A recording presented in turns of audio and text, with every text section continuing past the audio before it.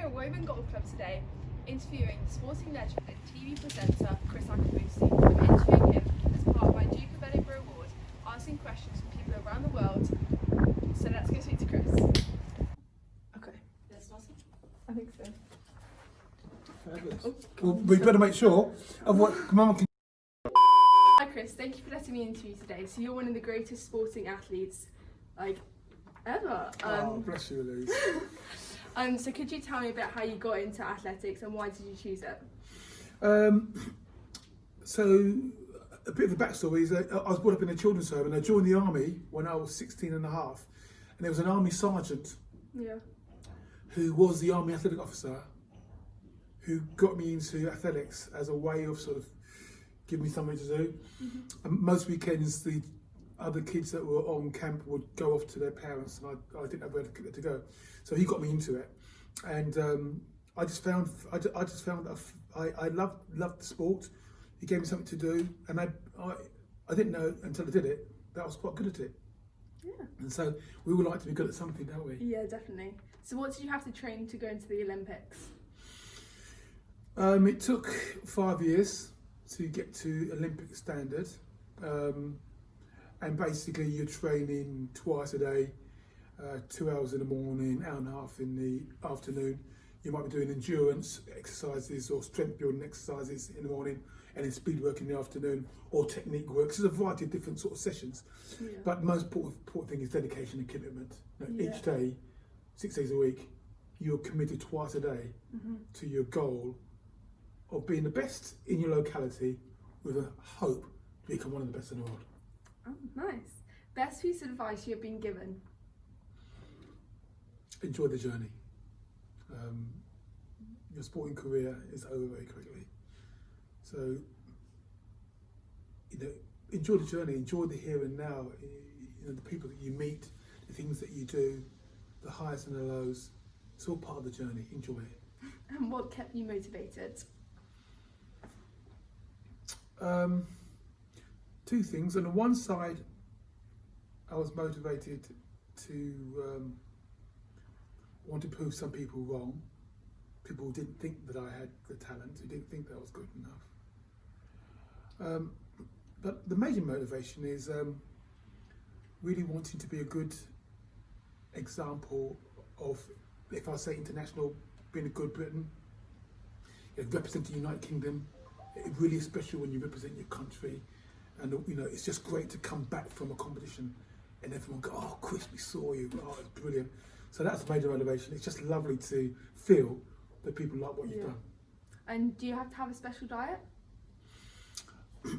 There's only 1 year when I got really particular about my diet, and that was 1990. I did well at the end of the year, but I was miserable. So you work so hard, you train so hard, you burn so many calories that actually you can't eat the amount of food to get you overweight. I mean, of course, you're not going to be drinking sweet drinks and eating loads of sweets, and eating fat boy burgers and all that sort of stuff. But just everything in moderation. Okay, and do you still train now? Yeah, definitely. Every day. I mean, today, I was rushing into, we're at the Woburn Golf Club, I was rushing to get here on time. I was a minute late because I'd done my training. I run 5 miles, 6 miles every day. Then I do a little bit of a circuit. To be fair, it really just gets my mind also connected to my body. And I feel good when I do it. And did you prepare yourself to perform in front of massive crowds in the stadium? No, that's a really good question, Louise. Do I prepare myself to? No, that's a good question. So, of course, when you are climbing the ladder, you get exposed to be competing in front of more and more people. Yeah. I think I was very, very fortunate because actually, if I was having a bit of a show off, what I mean is, I really enjoy people being around. It really empowered me. A lot of people, they find being in front of people, competing in front of people, it diminishes their ability to compete. I always rose to the occasion. So it was great, knowing this is it, and there's 100,000 people. in that stadium and they're watching. It can be scary, but in a good way. It's like, okay, deliver now and do or die. There is no try. Bam, go. Wow. And if you weren't a sportsman, what would you want it to be? Oh, as I get older, I think that I would like to have been a teacher. I enjoy teaching. I enjoy, Okay. when I say teaching, I enjoy thinking, Mm-hmm. and I enjoy collaborative thinking. Okay. So discussing and thinking. So maybe not so much teaching as if I'm the font of all knowledge, but teaching as if I'm one step ahead. But in facilitating the group, we all leap forward. Okay. And did you have to mentally prepare, and if so, how? Yeah, I think the way my sort of idea of mental preparation, and it happens now when I play a little bit of amateur golf, but when you're there, it's the night before when you're being to mentally rehearse. Mm-hmm. You know, the different things, different scenarios, different things that might happen, and how you might react, and the sense of as you observe yourself in that scenario, being calm under pressure.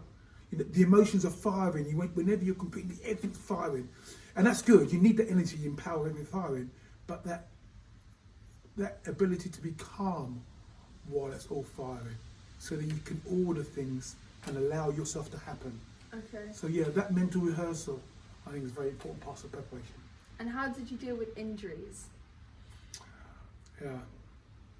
So I was very fortunate that I never had a major injury that stopped me competing at the major games, but you can't train for major and not get injured. At that time, I was very religious, so I used to think to myself that this was God's will, and that it would be His way of taking me out for a while, just to contemplate about what I was doing. But if you didn't put it in a religious context, I think it's just the understanding that it's part and parcel of doing what you do, and that if you're going to perform at the highest level, you're going to get injured. If you're going to get injured, you need to rest, and you need to rest. It's your body's way of knitting itself and preparing itself for the explosion down the road. So I think, you know, that sort of childlike faith and belief that this is part and parcel of what you are doing. Okay. And what skills and qualities do you need to become a best athlete? Right, so I've seen super talented people that don't train hard. Yeah. I've seen hard-working people that haven't got the talent. If you're a super talented person and you do train hard, the other quality you need is to be able to deliver under pressure. Okay. So there's three qualities: super talented, train hard, deliver under pressure. Okay. And if you haven't got one of those three, it's probably going to be very difficult for you to compete at the highest level. And how did you get into golf? We're at Woburn, and I came here in 1998, and the golf pro here I met in 2000. His name was Luther Blakelock, and I met him, and he spoke to me about golf. You know, people still knew me then as an athlete, and he was speaking about that, and spoke to me about golf. I said, nah, golf's an old man's event.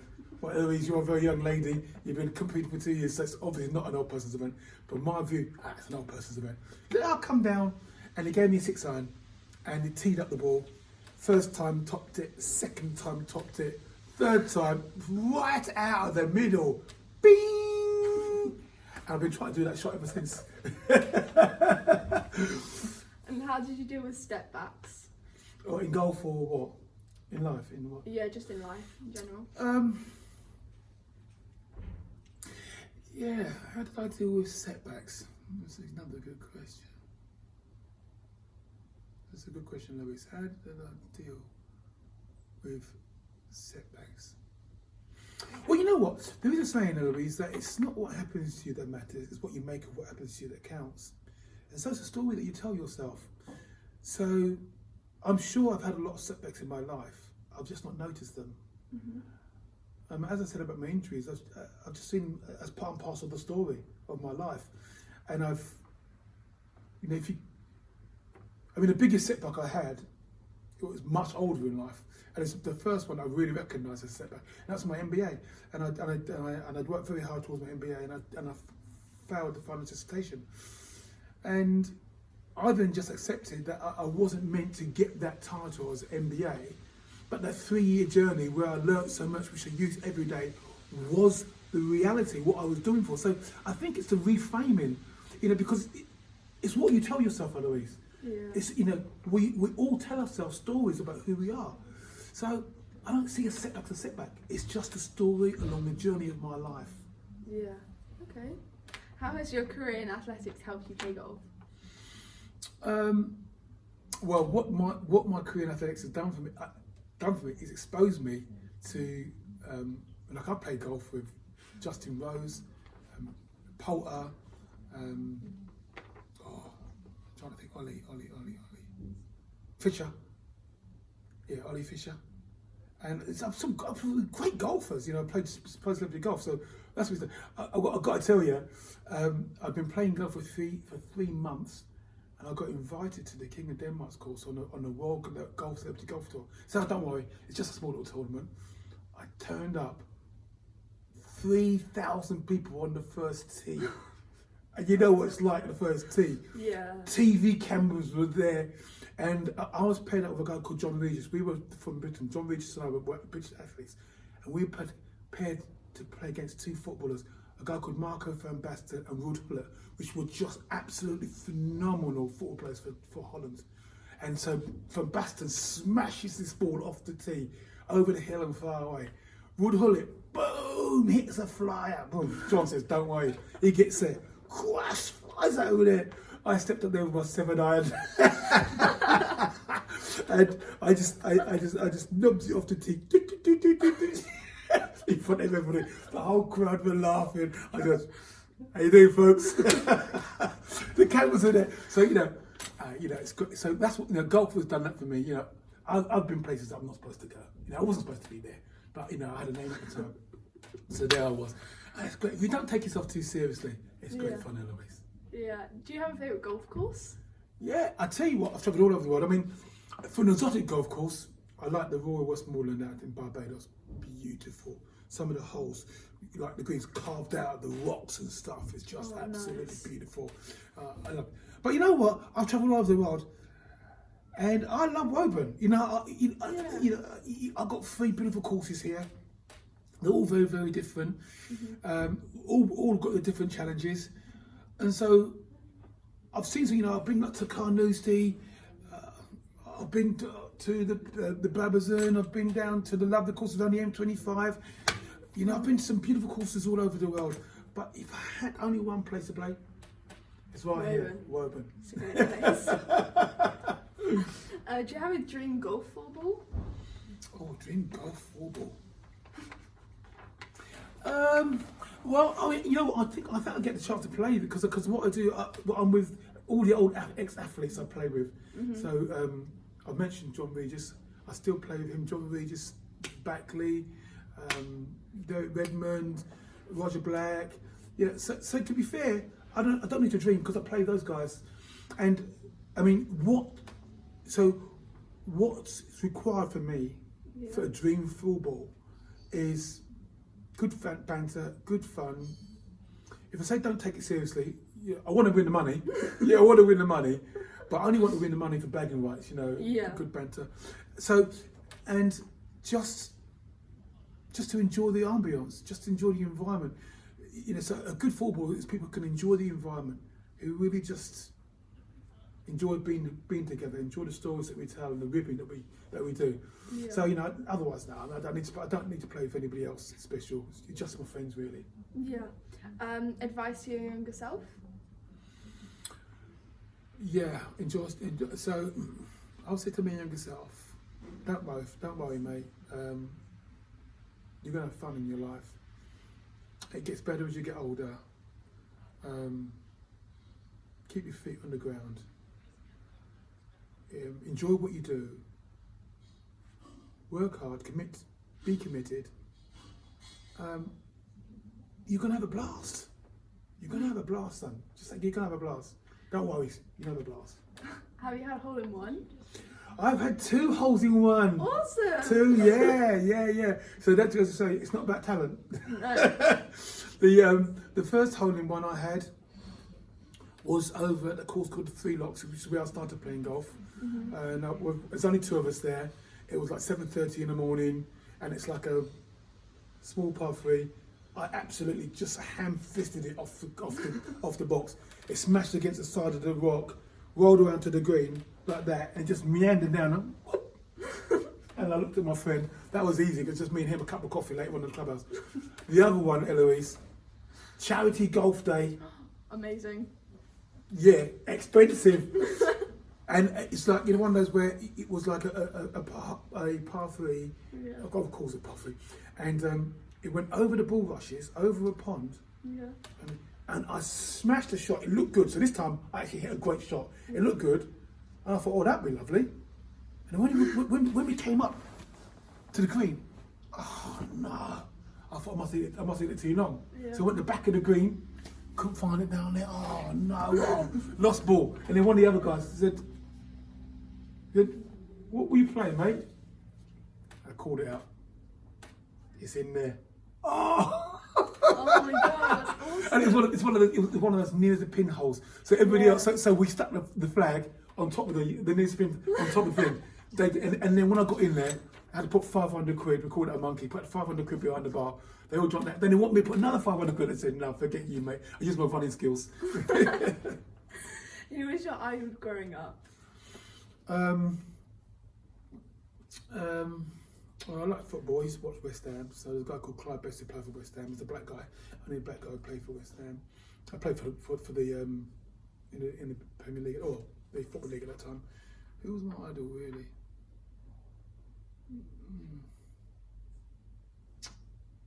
That's a good question.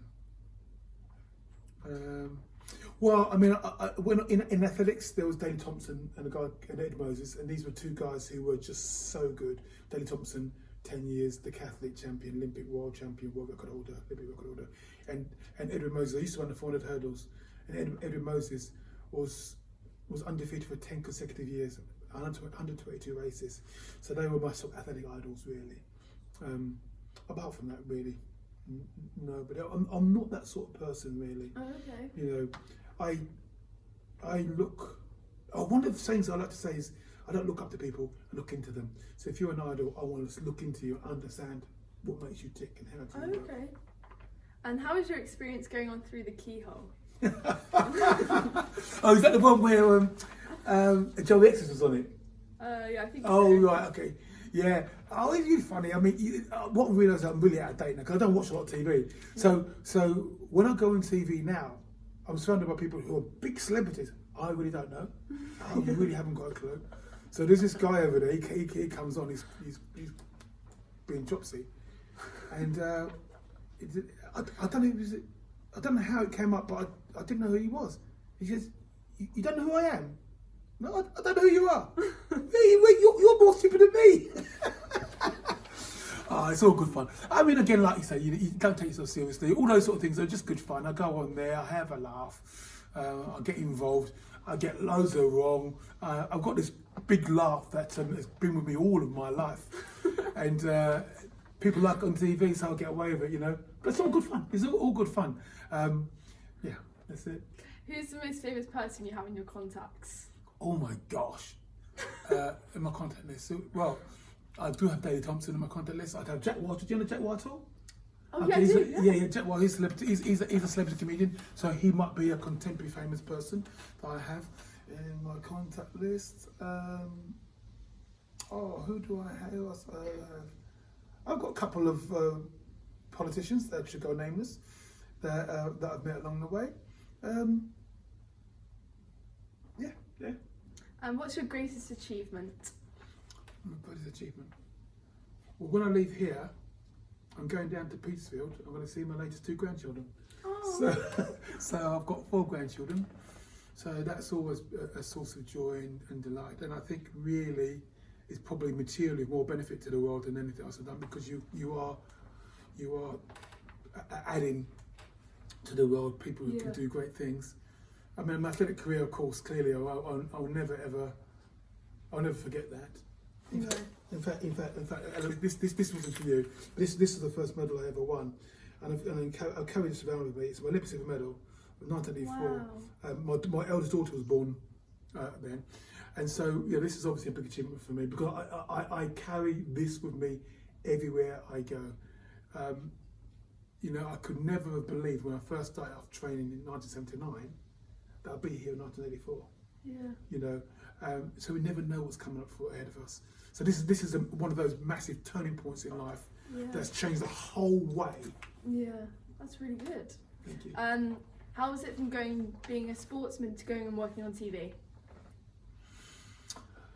I mean, I was very fortunate that athletics gave me this profile, and athletics at that time was a real big thing that that the UK used to follow, and so they looked in and they saw my personality, and TV was a natural switch for me because I'm happy to take a risk. I didn't know what I'm doing, but just go there, just have a laugh, give me the script here we go, and get going. And I wasn't phased by the countdown, because you know when they start counting down and you do this and the music comes on, you're live. So like the Big Breakfast, there was a big show that used to happen every day called the Big Breakfast, and Chris Evans and Gabby Roslin were the big stars at the time, and you know 8 million people, 10 million people would tune on in the morning to watch the show. Well, I'm going live, so I haven't got a clue what I'm doing. They're counting down, and then and then you're on. And then I just had a laugh. You know, just get involved. Just like you and I were just having a laugh. So I just have a laugh, and I got away with it. Well, I thought I got away with it because I got invited again. And so in the end, you know, you're very fortunate if your job entails you being who you are. Yeah. And for the majority of the time in TV, I've just been asked to be Akabusi reading the news, Akabusi doing the record breaks, Akabusi doing games on the Big Breakfast, just be Akabusi, being Akabusi, playing on quiz shows. Well, there's one thing I could practice at, is being Chris Akabusi. So if I can't do that, I can't do anything. So yeah, that's it really. You know, I don't take it serious. It's just a little opportunity to get involved. People see somebody who they think that they know, and it helps them enjoy what they've been involved in a little bit better. It's great. It's great. But there's much more to me than all that. But it's great. Yeah. Okay. Stop. It's fabulous. Okay. I'm going to interview you today. So here's a gift after I gave Charlie some Percy Pigs, and I didn't know what to get you. So there you go. Oh, check it. Oh, crunchy. All right. Thank you very much. Thank you. Bless you. Thank you so much.